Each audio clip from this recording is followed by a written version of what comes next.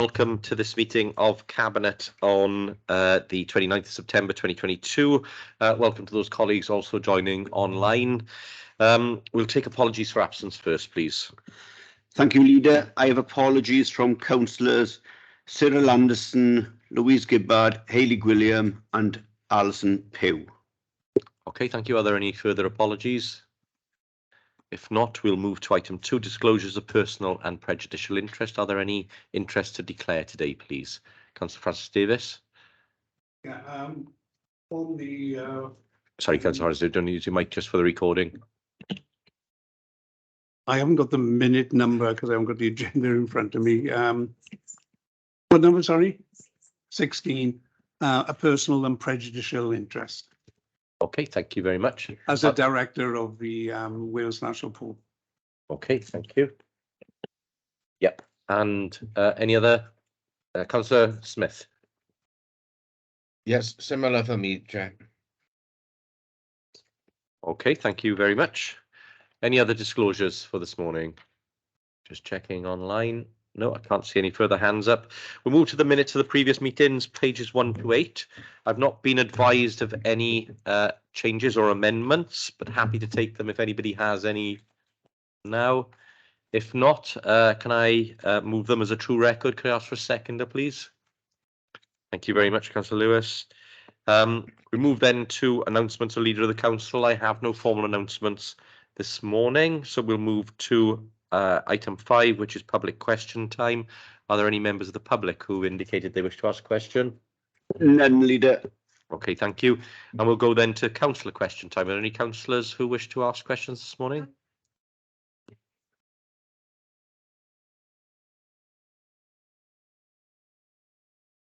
Yeah, thank you, Councillor Philpott. Could you say that again with your mic on, just so that we get it on the record so people know what you said? Yeah, sorry, my item that I want to ask a question on is in respect to one of the exempt items. So I'm assuming I will get the opportunity later on when those come up. Yeah, absolutely. We'll come back to you at that point. Okay, thank you very much. Okay, we'll go then to the first full item on the budget on the paper this morning, which is the Revenue and Capital Budget Monitoring Report for the first quarter 22-23. And I'll go over to Mr. Smith for this report. Thank you, Chair. The report in front of you is the first quarter report, but clearly I need to place on record my officer advice that there are a number of growing uncertainties at a national level, and whilst I clearly can't comment on national matters, they will have real-world consequences locally. I would also remind that the first quarter monitoring report must be seen in the context of where I expect every local authority to be in Wales over the coming weeks and months. And whilst it is ostensibly about the first quarter of this year, I am also looking forward into the medium term, and things are undoubtedly going to be very, very challenging for everyone. The budget was set by former council on the basis of a council tax decision of 1%, when inflation was expected to be 7%, and pay awards were in the realms of 3%. Clearly, nationally, many things have changed very, very rapidly, and it should come as no surprise that we are already under pressure in the first quarter, albeit there are mitigations. So you will come back to 4 recommendations ultimately that I'm asking Cabinet to consider when you come to move the item, Chair. They are the normal sorts of items, but with the usual caveats responding to individual pressures and issues. And given I do have a first quarter monitoring report that says I'm already reporting an overspend before we've even got started with pay awards and energy prices and other things to come, I am particularly drawing your attention to number 3's recommendation, which is I am asking you to task all directors with conserving money wherever possible and living within individual budget pressures. In terms of moving to the report itself, section 2.2 makes clear that I continue to expect there to be a shortfall on council tax collection. In the last 2 years, we've had Welsh Government support. In the report, I said it was far from assured. I see it very unlikely that there will be any support for that in the coming year. The table in 2.3 indicates that there is some modest service overspending already, but a lot of it is driven by COVID and can be recovered from some services. But you're still in a position where services were already overspent before we've incurred any of the pressures yet to come, which I will draw your attention to.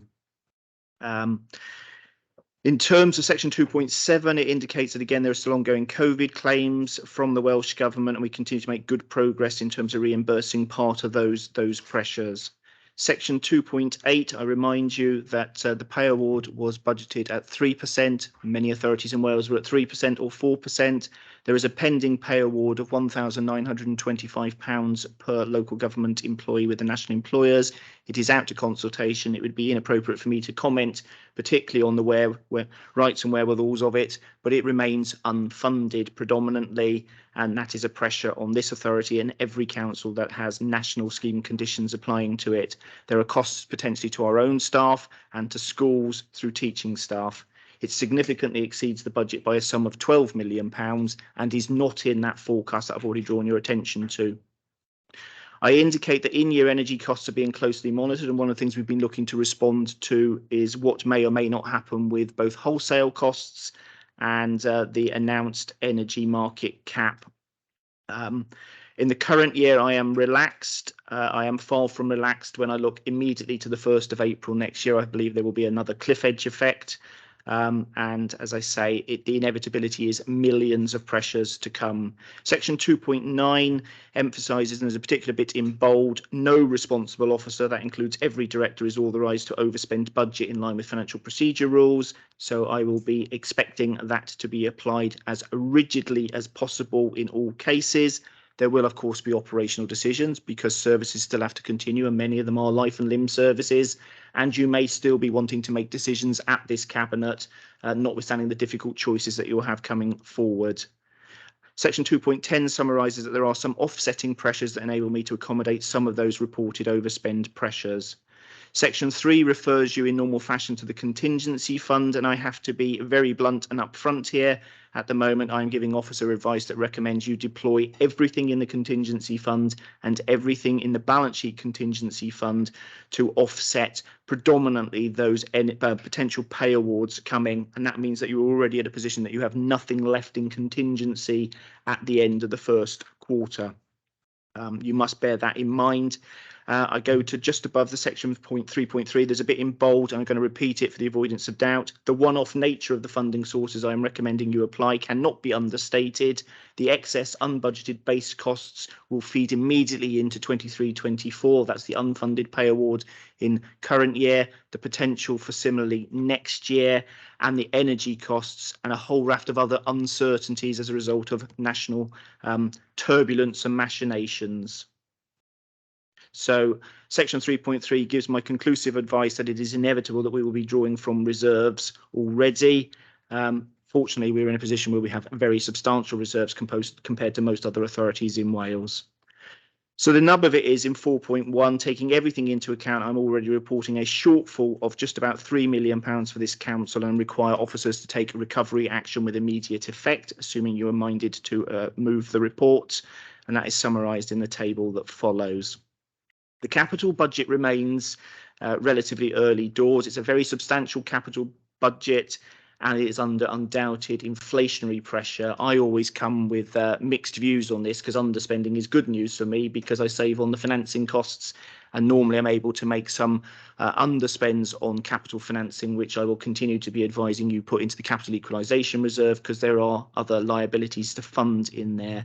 I do normally not draw much attention to the housing revenue account. I'm personally not going to draw much attention to it, again, given it is ultra ring fence, but it may well be that the cabinet member with housing as a responsibility may wish to particularly comment because there are real pressures in there, not only in the first 3 months of the year, but also there will be proposals from Welsh Government in due course, and I'm acutely mindful of the English Government, the UK Government's proposals and the Scottish Government's proposals for effectively either a zero rent cap or some sort of other rent cap, and that must also mean that the housing revenue account becomes under enormous pressure.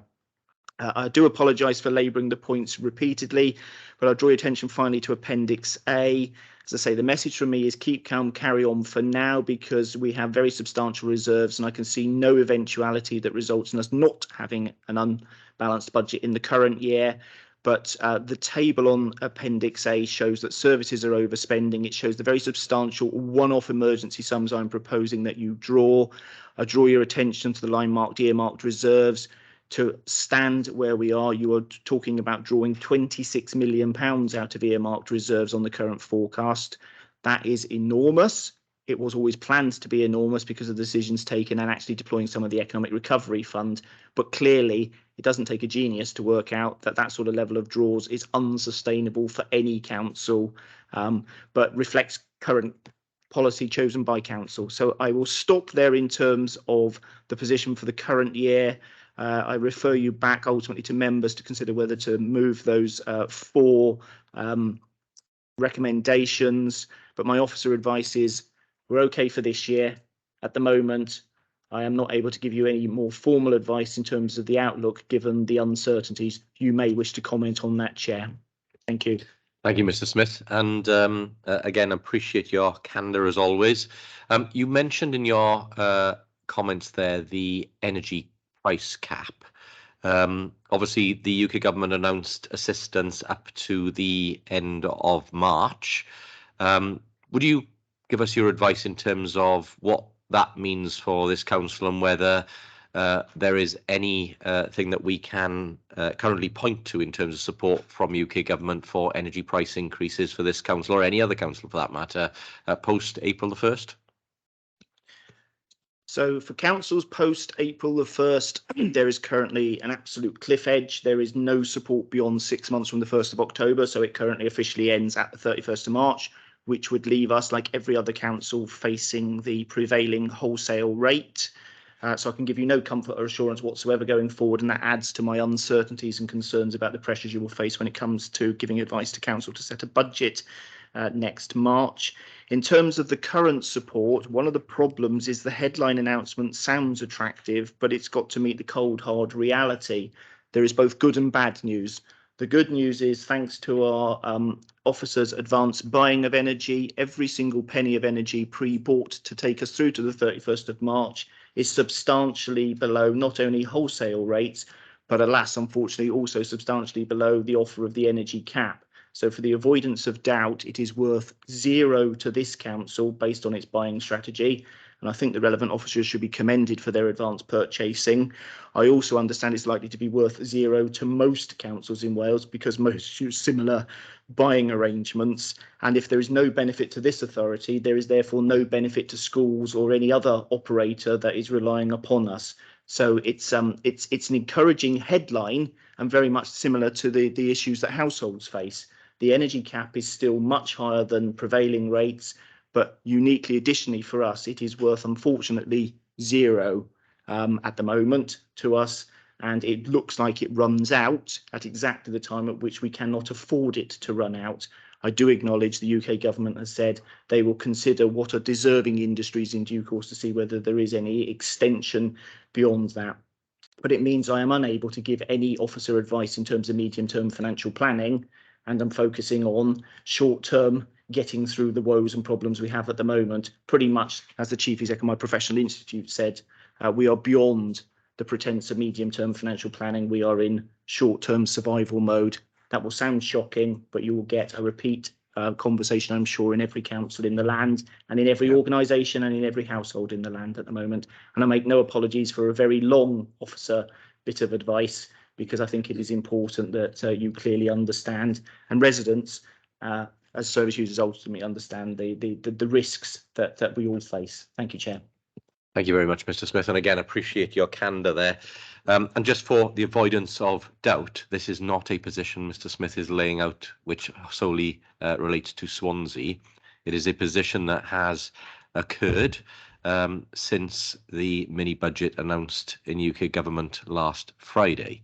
For Mr. Smith to say that we are in uncharted territory, and for the Chief of the Treasurers to say a similar statement, is remarkable, given that we've been through Brexit and a pandemic in recent years, which just shows you the extent of where we've got to in the financial mismanagement of the UK economy. It was almost unbelievable to hear some of the announcements made by Kwasi Kwarteng and Liz Truss last Friday. You'll have seen the market reactions since then. The odd position yesterday, where the Bank of England was intervening to the rate of 65 billion to keep private pension funds afloat. That is what the bank was doing yesterday in relation to what had happened on the markets. Now, we are not immune from the radical mismanagement of the economy by the UK government, so we have to take necessary cautious steps as a result until the market position stabilises, until we have some sensibility coming from UK government. And councils across Wales, I talked to a number of leaders at conference over the last few days, and they are all preparing similar positions. So whilst we will continue to do everything we can to ensure we take sensible decisions here in council, we're obviously waiting for further advice from UK government in terms of how they plan to react to the incredible instability and impacts we are seeing on the UK government. Just before I bring others in, I will go again just to what Mr. Smith said. It's almost a very positive position in one respect that we get to Q1 and we see just a £3 million overspend. But as Mr. Smith has said, that is not a complete picture by any means, because we are facing increases in energy, potentially of up to 285% or beyond. That could be even worse, given the collapse of the pound against the dollar. And of course, energy is traded in dollars. And if we believe what the markets are saying, we could be below parity with the dollar in just a few days' time. In addition to that, we do not negotiate pay locally. So pay negotiations are done at the national level, and if the government does not step in and fund what is agreed, we will be left with the bill. Now, I'm sure all present today would want staff to get a fair pay award given the inflationary pressures. That is not the argument. The argument is that the government has to fund the pay awards that they agree fully, and that money must flow to councils fully so that we can pass that on to staff. And that is the risk that Mr. Smith has again outlined for us, in that there is no guarantee at the moment that the government will fund the pay awards that they agree. So both on energy and on pay, we face sizable, at the moment, unfunded pressures, and therefore we have to be cautious in the coming weeks until we have further clarity on both those two critical items. Mr. Smith, I've obviously made political comment there, but just check with you, is there anything further you wanted to say at this point? No, Chair, I'm more than happy with what you said, and I'm happy to come to others on that. Okay, just before I bring one other in, given the cautiousness of, or perhaps I'll do that at the end, but I'll go to Councillor Lewis first. Yeah, sorry, and with that, obviously, I'm happy to move the report formally. Councillor Lewis. Thank you, Leader, and thank you to Mr. Smith. I'd certainly note, significant risks and concerns, and I won't repeat what's been said, but I just wanted to come in and comment specifically regarding the housing revenue account. And Mr. Smith is absolutely right to raise serious concerns for the revenue account at the moment. There are a number of pressures which are coming down the track shortly, not least decarbonisation of housing, Welsh Housing Quality Standard 2023, increased fire precaution measures, and the Rent in Homes Act. And if that wasn't enough, we are looking at now, we anticipated during the pandemic that we would see an increase in rent arrears, which didn't necessarily happen, but we are now starting to see that project post-pandemic. So we're seeing rent arrears going up.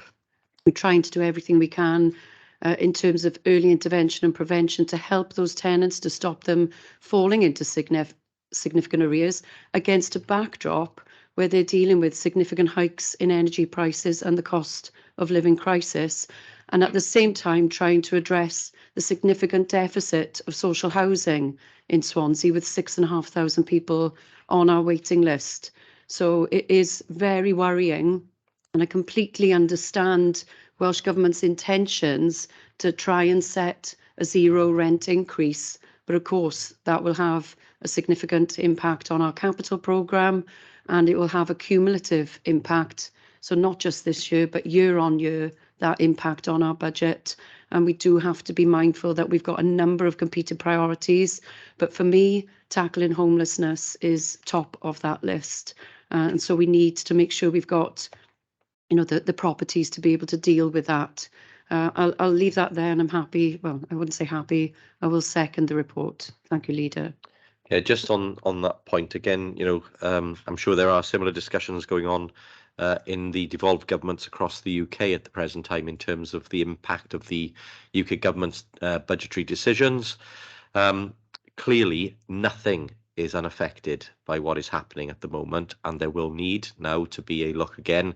Very disappointed to see the Chief Secretary to the Treasury this morning on TV not able to confirm that they will honour the commitment to raise benefits by inflation, which is what Rishi Sunak had pledged just some weeks ago as Chancellor. And again, we may see a significant impact on homelessness if benefits are held well below inflation, and that will obviously impact some of the things that you have mentioned there. So clearly, you wouldn't expect me to politically agree with a Conservative UK government, but I have never seen such mad, bonkers decisions being made by a government of any sort in this country. Councillor Francis Davis. Yeah, in my lifetime, I've never known anything like what's going on.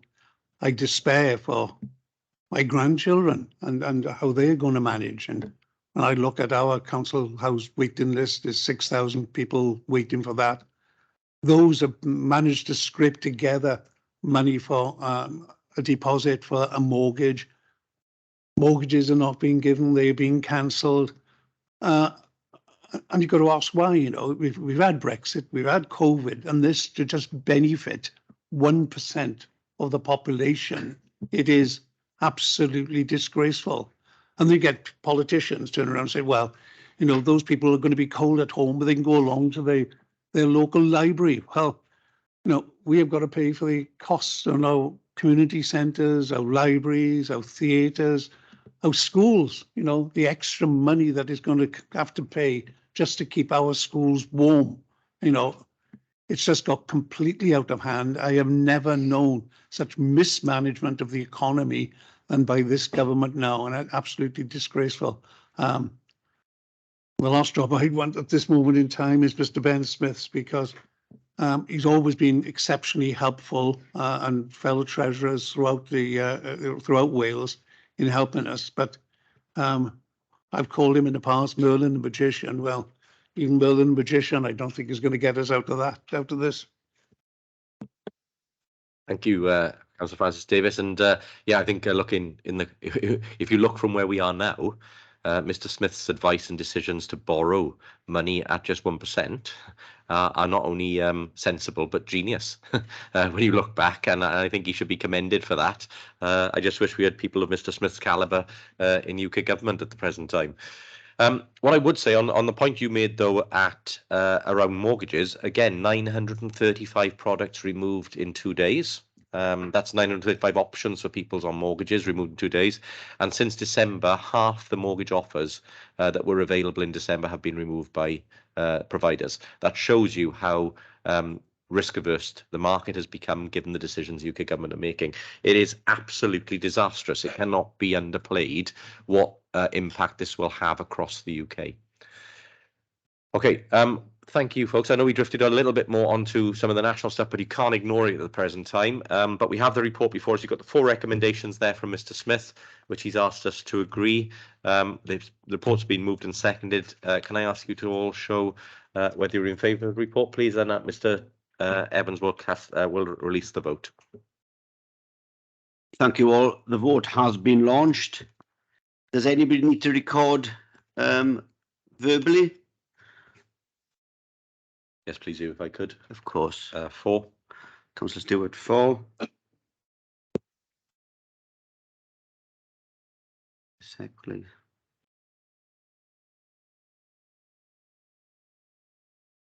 And that's unanimous 4, Leader. Okay, thank you, colleagues. We'll move then on to the next item, which is the Swansea Childcare Sufficiency Assessment 2022. Again, in Councillor Gibbard's absence today, I'll just formally move this report. I just wanted to make a couple of points. The assessment that fed into this report was undertaken during lockdown. So overall, it presents a pretty good picture that the childcare provision is sufficient, and it has a lot of positives in there. But there will be a need for a further smaller assessment to be done following on from this now that we are out of COVID. It does highlight there is still some fragility there, but you would expect that as it was undertaken during the COVID period, with some providers not feeling the needs of children with assisted learning needs were able to be fully met. We recognise that childcare costs have always been a barrier, particularly to deprived areas, and it's really good to see that the council is working with the welfare rights and partners to make sure that we do what is required there. But obviously the challenges that we've just been talking about, even more work will be needed in the coming years and months.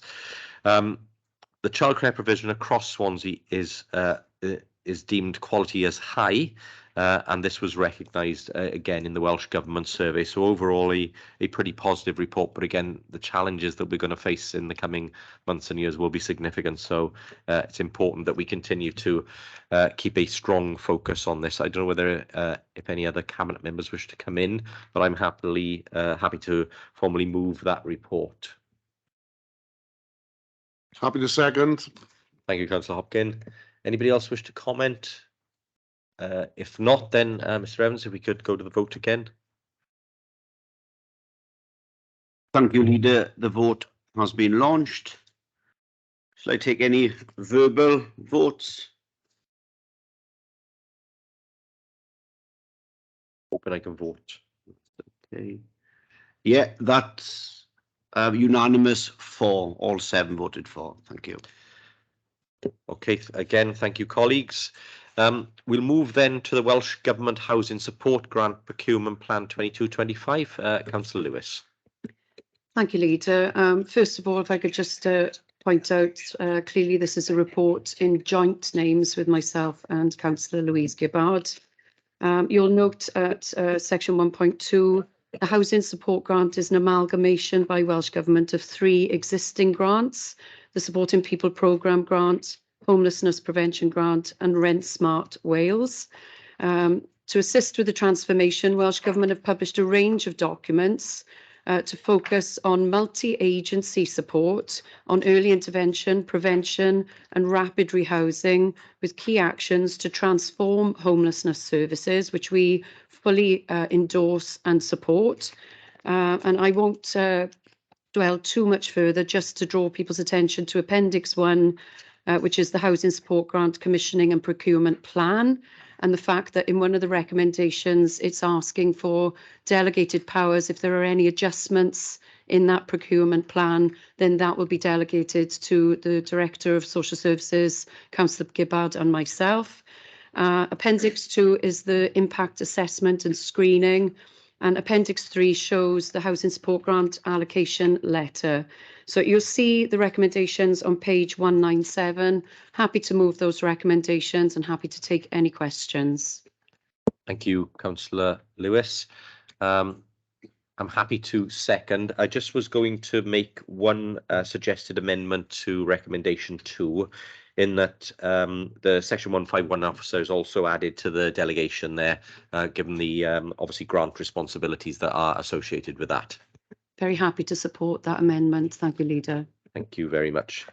Okay, does anybody else wish to comment on this report? If not, we'll again go to the vote, please, Mr. Evans. Thank you. Just remember you're voting with that amendment.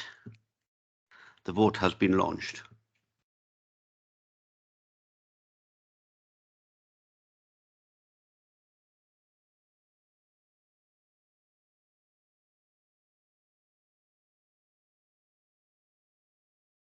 I'm waiting for one more vote to come in. Second. Shall I do, how do you wish to vote, Councillor Hopkins? Thank you. That's unanimous for then.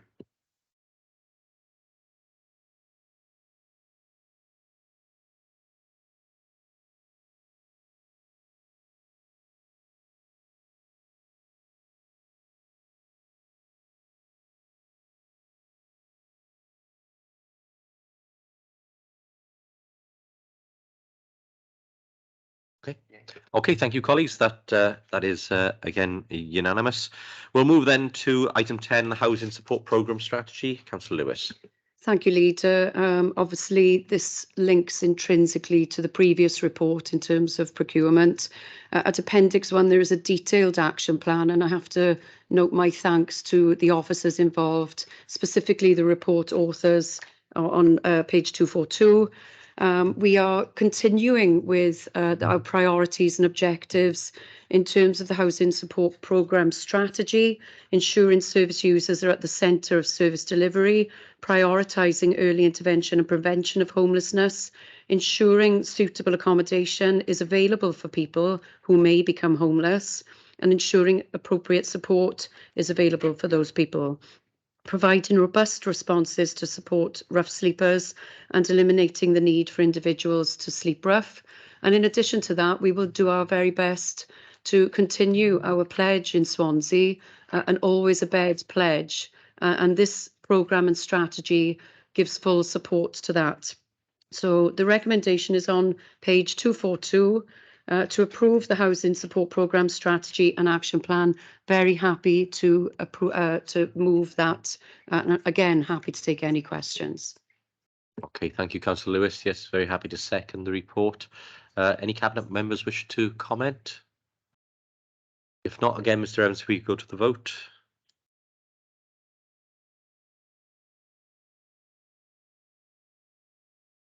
Okay, the vote has been launched.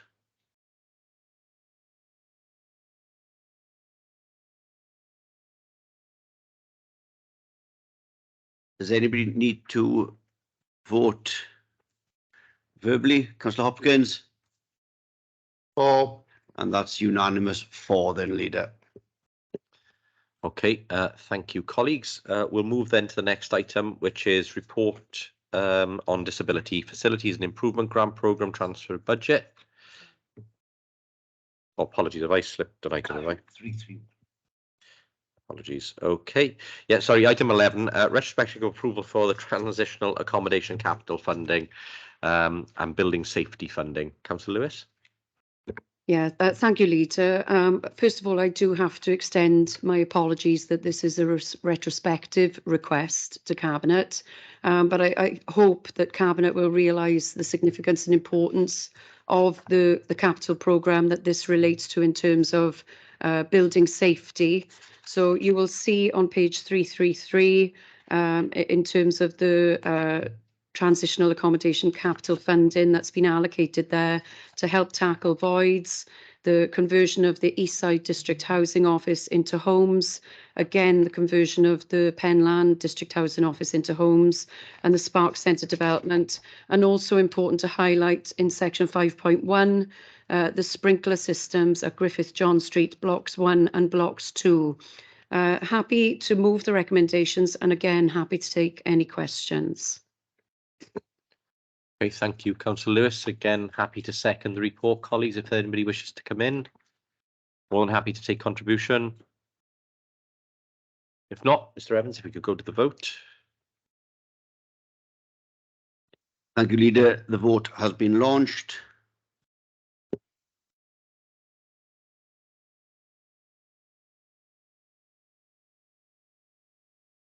Does anybody need to vote verbally? Councillor Hopkins? Yes, 4, yeah. That's Okay. unanimous then. Again, thank you, colleagues. Okay, on to the next item then, which is the Disability Facility Grant Improvement Programme. Councillor Lewis. Thank you, Leader. Sorry, it's a busy Cabinet for me today. Yes, I think the report is self-explanatory, but I will highlight that to approve the transfer of £230,000 from the main Disabled Facilities Grant budget to the Minor Adaptations Grant budget.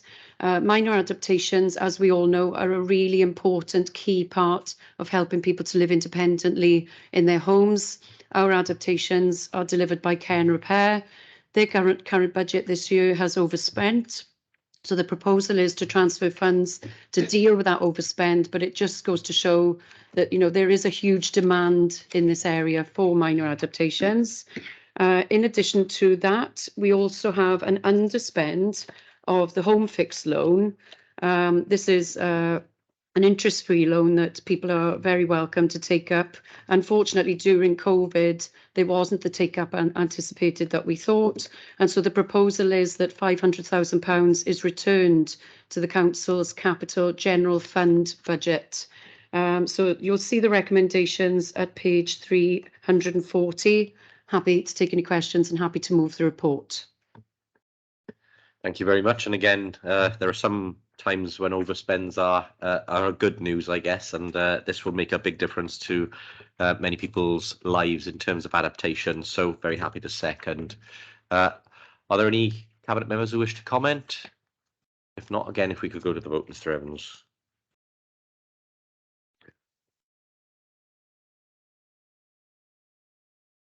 Geez, I'm a little slight technical problem.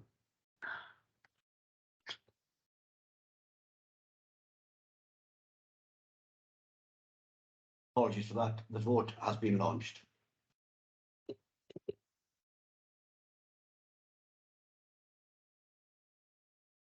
Did anybody vote verbally? No, it's all come in and it's unanimous. Thank you, Leader. Thank you all very much. Okay, next item is the Gower Area of Outstanding Natural Beauty Grant Programme 22-25. Councillor Hopkin. Yeah, thanks, Leader. What I would say, this gives the AUNB some degree of positivity in really, because this grant normally would be done on an annual basis. So what I would say, what we have got is some good news in the way of employment. We can get some stability with that, because obviously some of the schemes are obviously given just 1-year contracts. What I would say, the area don't say naturally beauty on its own. It do need some intervention, particularly with habitat, and I'm glad to be part of this particular grant application and receiving that. So recommendations are set out, and there's one recommendation. More than happy to move that recommendation, Leader. Thank you very much, Councillor Hopkin. Very happy to second the report as well. Are there any Cabinet members who wish to comment? If not, again, we'll go to the vote, please. Thank you, Leader. The vote has been launched.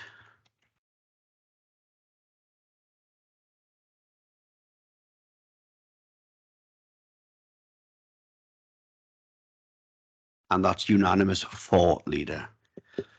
Okay, next we come to the Public Service Ombudsman for Wales letter. I know it's in Councillor Lewis's name, the report, but I know that I signed off the letter in response to the Ombudsman. So I'm happy to move the report. I've got very little to add, but again, I'll call Councillor Lewis in if there's anything she wishes to add. Thank you, Leader. So very pleased to bring the annual Ombudsman's letter to Cabinet.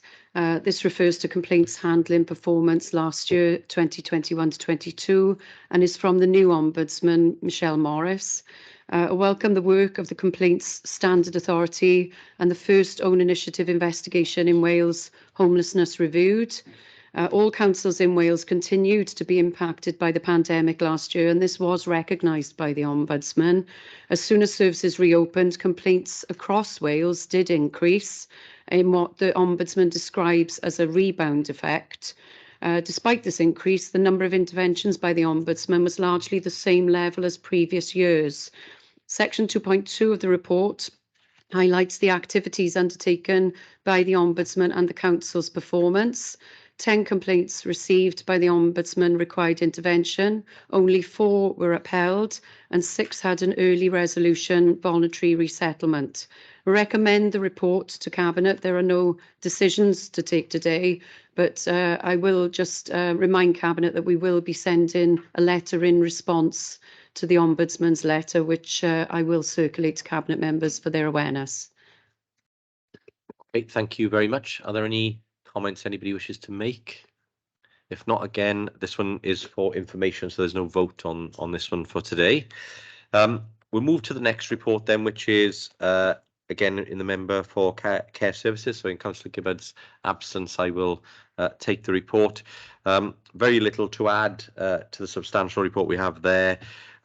It notes the regional partnership boards approved that we approved the regional market stability report on the 7th of July 2022, and we approve and recommend We approve and recommend the Regional Market Stability Report attached at Appendix A for Council to take on to approve. So I'll move that report. Look for a seconder. Thank you, Councillor Lewis. And we move then, if anybody wishes to comment or has anything to say on the report. If not, Happy to second. thank you very much. And we'll move then to the vote, please.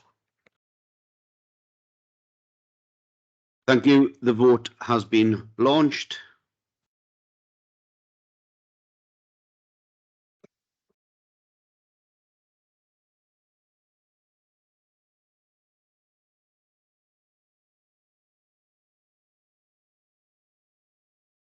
I'm one vote missing on this one, so somebody not voted. Oh no, they're all in. They've all come in now, and that's unanimous for. Thank you very much. Great stuff. Okay, next item 16. I believe Councillor Francis Davies has declared an interest, and Councillor Smith. Could I ask you both, please, though, to not go too far, if that's okay? We may be calling you back both soon.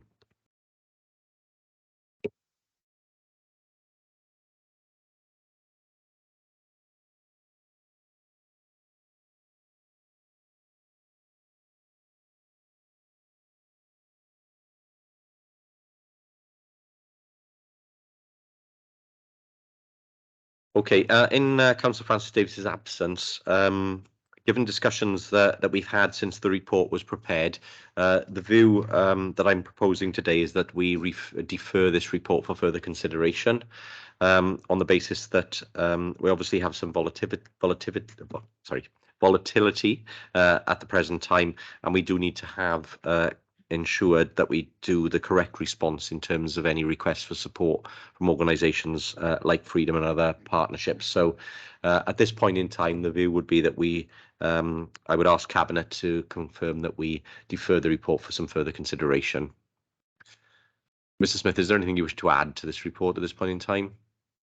Just to echo, in terms of that would be my advice as well, on the basis of the instability that you've referred to, and it is clearly right in my view as the one of the statutory officers that could advise on it, that is the correct procedure to take in my view. Just happy to second. Oh, sorry. Yep. No, that's great. Okay, thank you, colleagues. Okay, yeah, if we could take a vote then on deferral. Yep. Okay, I think that's unanimous. Okay, if somebody could call Councillor Smith back in, and Ben, if you could ask Robert to rejoin.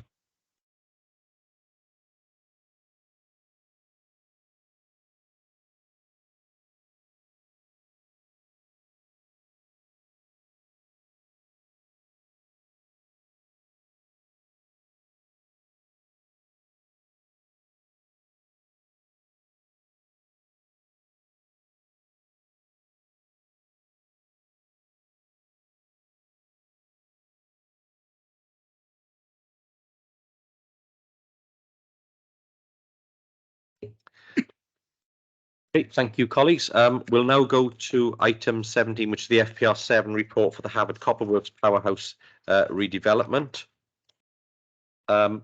Smith, did you have any comments to make on this item? Not specifically on this one. I mean, again, with the benefit of hindsight, there are things we've made decisions on that, given the current instability, it isn't helpful, but we are where we are. No, I have no officer comments or advice to give you on the report. I think you can proceed with this one when you now come to discuss and debate it. Thank you. Councillor Francis Davies? Yeah, it hasn't been without problems. Obviously, we in the historic site, heritage site, that is being adapted here, and with the archaeological work that had to be carried out, there was more cost than was anticipated at first. Must say an exceptional job is being done up there, and look forward to Penderyn going in there and opening up the distillery. It has been delayed because of the archaeological work, but it is important that we maintain Swansea's heritage for future generations. But all officers have signed off the report, and I'm happy to move the recommendations within the report. Thank you, Councillor Francis Davis. I'm happy to second, and as you said, I think it'll be a great facility and an additional tourist attraction for the area. In addition to that, it obviously creates jobs, and pleased to see as well confirmation from Penderyn that they will now increase their proposed production facility up to 1 million bottles a year, which will be again a huge enhancement over the original proposals set out for this site. So again, helping the Swansea economy, not just for tourism, but obviously for output as well. So very happy to second. Does anybody else wish to come in and comment on the report?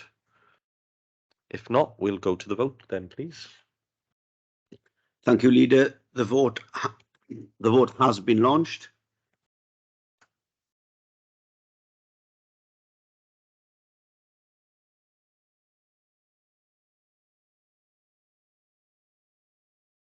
I'm quite a vote. There's still, yeah, that's it. Unanimous 4, Leader. Thank you very much. Thank you. Okay, we'll move then to our final report for this morning, which is the Mumbles Coastal Defence Works. Councillor Stevens, I'll hand over to you first before I come to others for comment. Yeah, thank you, Leader. I'm pleased to be bringing this report before Cabinet today.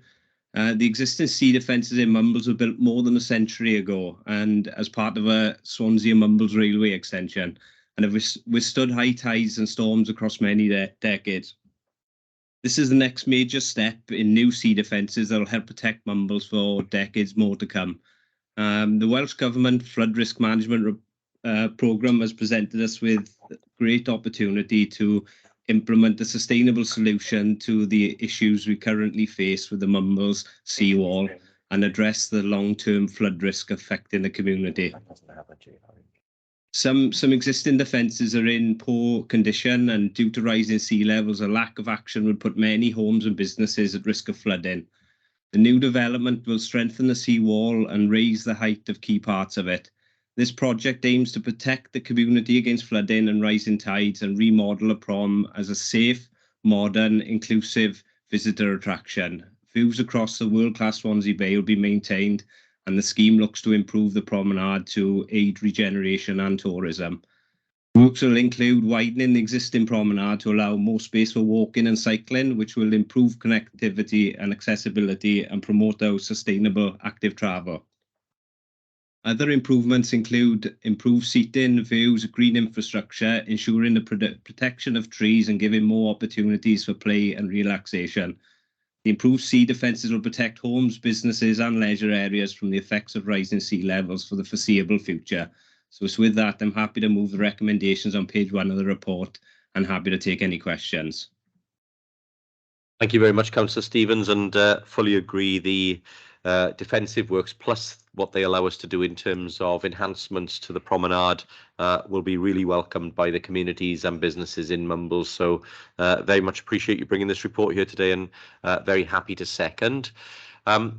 Given our discussions earlier and the significant investment by both ourselves and Welsh Government in this scheme, I wanted to go back to Mr Smith just for some further advice in the light of the volatility by UK Government at the present time. Thank you, Chair. You're quite right, and you anticipate might need, unfortunately, to pass some more technical comment on this, and I may go into more in due course in the exempt session. Everything that happens in the financial markets may feel very surreal and ethereal, but they do have real world consequences, and there are potential consequences on this one.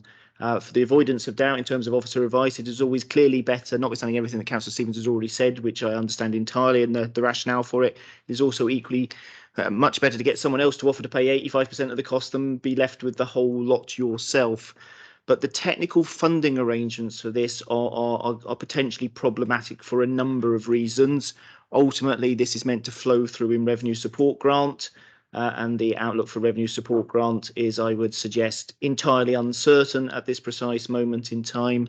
The specific funding mechanism for this one is through something called CRMP, Coastal Risk Management Programme, and is potentially a contributor to one of the technical boring blocks in settlement. I won't bore everyone with the real details of that, but the nub of it is we are being asked to borrow all the money up front effectively any time from the point at which you are minded to make the decision.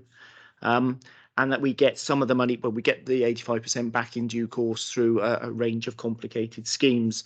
The fundamental problem is that this is a scheme that's due to be funded over 25 years and would be precisely the sort of thing that if I were going to go and borrow, would be borrowing from the Debt Management Office, which is an executive agency of the Treasury, and would be buying precisely those sorts of borrowing at rates linked to precisely those sorts of gilts that the Bank of England is currently in a buy and sell, push me, pull you.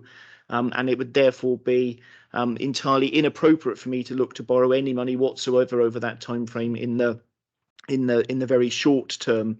So given the strength of cash we have and other arrangements that we have in terms of the borrowing already underdone, I can afford to sit on my hands to some extent in terms of the technical cash flow on it, but I would be advising that the first recommendation is to be changed.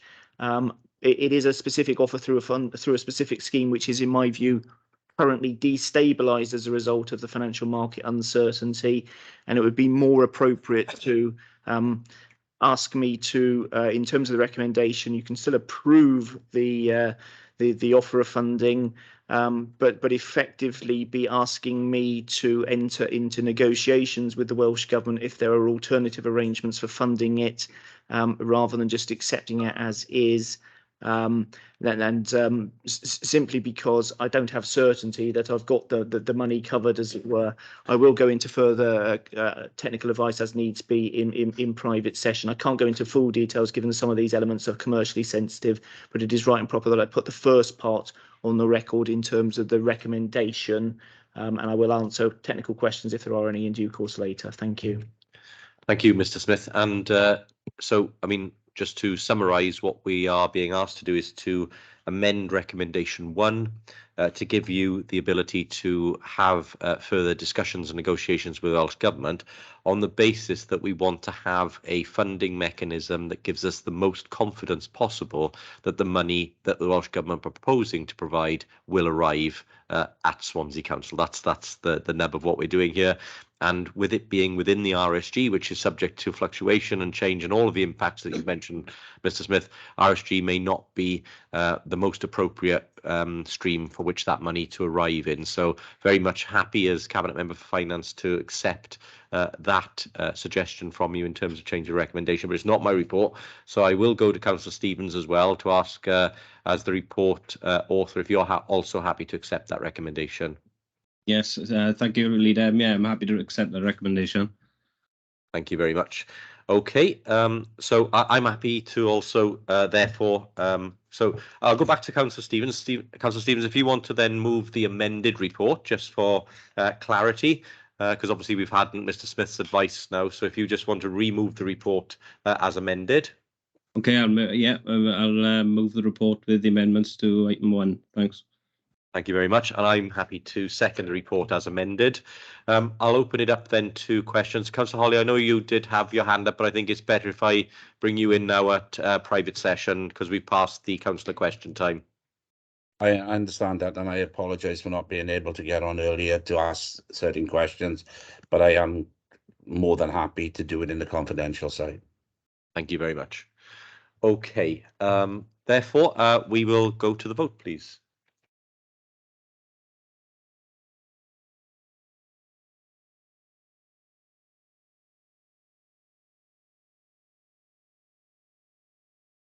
Thank you, Leader. The vote has been launched.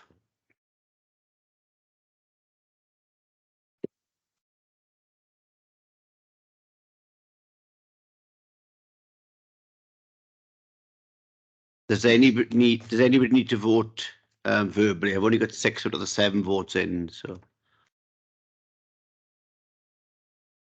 I think I may need to vote verbally because I have voted, but it's not showing me yet that I voted. Okay. So I'll go for. There you are. Thank you, Leader. That's unanimous 4 then.